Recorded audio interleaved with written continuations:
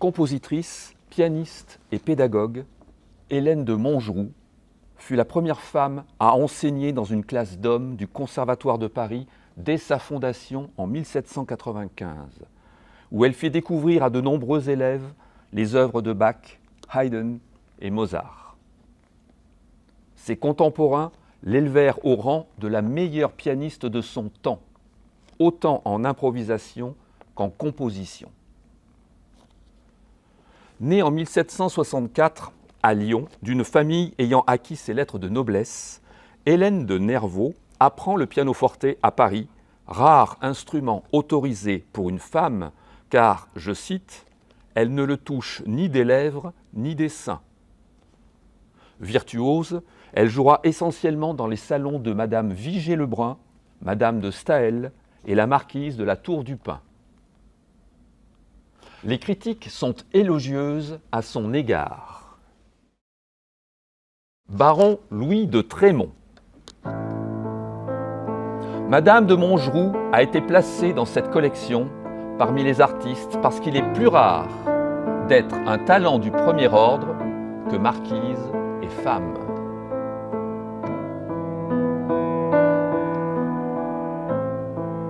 Aucun des pianistes, ses contemporains, n'a eu un aussi grand volume de sons, ni n'a joué d'adagio avec une aussi profonde expression.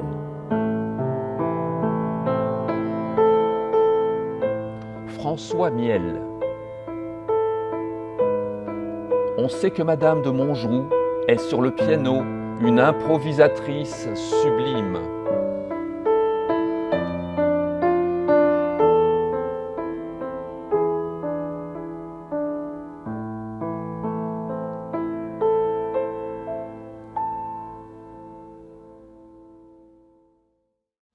Mariée en 1784 avec le marquis de Montgeroux, et après la mort de celui-ci en 1793, elle commencera à composer et à enseigner.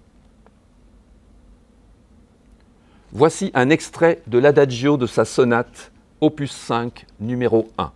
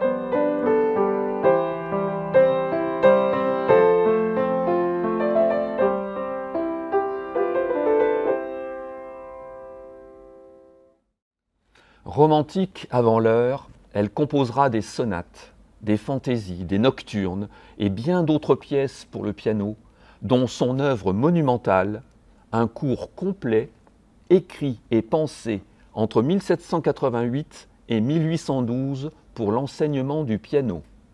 En 972 exercices, 114 études progressives, des thèmes variés, 3 fugues et une fantaisie. Cours reconnu comme le plus important du XIXe siècle. Sa santé se dégradant, elle partira s'installer en Italie. Elle meurt à Florence le 20 mai 1836. Fille du sculpteur Jacques-Edmé Dumont et sœur du sculpteur Auguste Dumont, Jeanne-Louise Dumont reçoit ses premières leçons de piano d'Anne-Élisabeth Cécile Soria, élève de Clementi.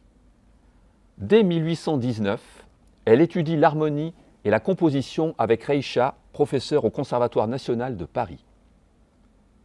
Elle se marie en 1821, à 17 ans, avec le flûtiste, compositeur et éditeur de musique Aristide Farinck, qui, admiratif de ses compositions, créera pour elle les éditions Farinck, en devenant aussi son impresario. De cette union naîtra en 1826 une fille, Victorine, pianiste également, mais qui décédera de la tuberculose en 1859 à 33 ans. Louise Farinck enseignera dès 1842 au Conservatoire national de Paris et se consacrera exclusivement à la composition. En 1845, ses 30 études pour piano dans tous les tons majeurs et mineurs, opus 26, seront adoptées par le Conservatoire en devenant un ouvrage pédagogique de référence. Elle écrira de nombreuses pièces pour cet instrument, mais aussi de la musique de chambre, 2 ouvertures et 3 symphonies pour orchestre, toutes ces œuvres ayant reçu un succès enthousiaste. Son opus 17, un air russe varié pour le piano, suscite même une critique positive de la part de Robert Schumann. Voici le début du scherzo vivace de sa 3e symphonie.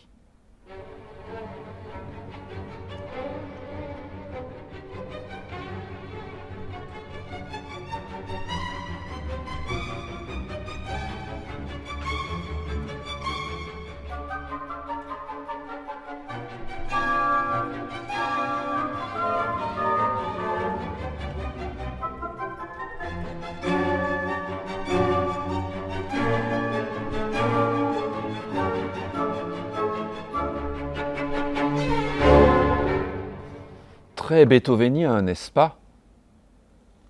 En 1861 et 1869, elle recevra le prix Chartier de l'Académie des Beaux-Arts, signe de reconnaissance absolue pour l'époque. Voici un extrait de son impromptu en si mineur pour piano.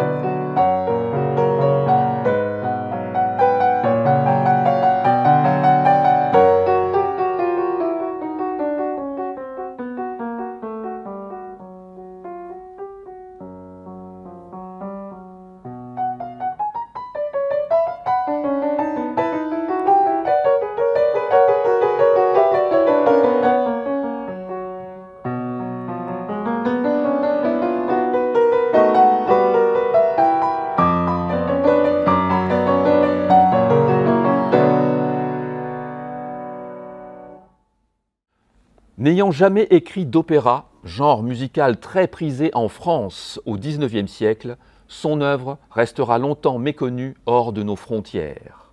Mais les plus grands musiciens de son temps ne s'y trompèrent pas, en la soutenant artistiquement et humainement. Louise Farinck meurt à Paris le 15 septembre 1875, année de naissance de Maurice Ravel. Hélène de Montjoux, Louise Farinck, 2 compositrices à découvrir ou à redécouvrir.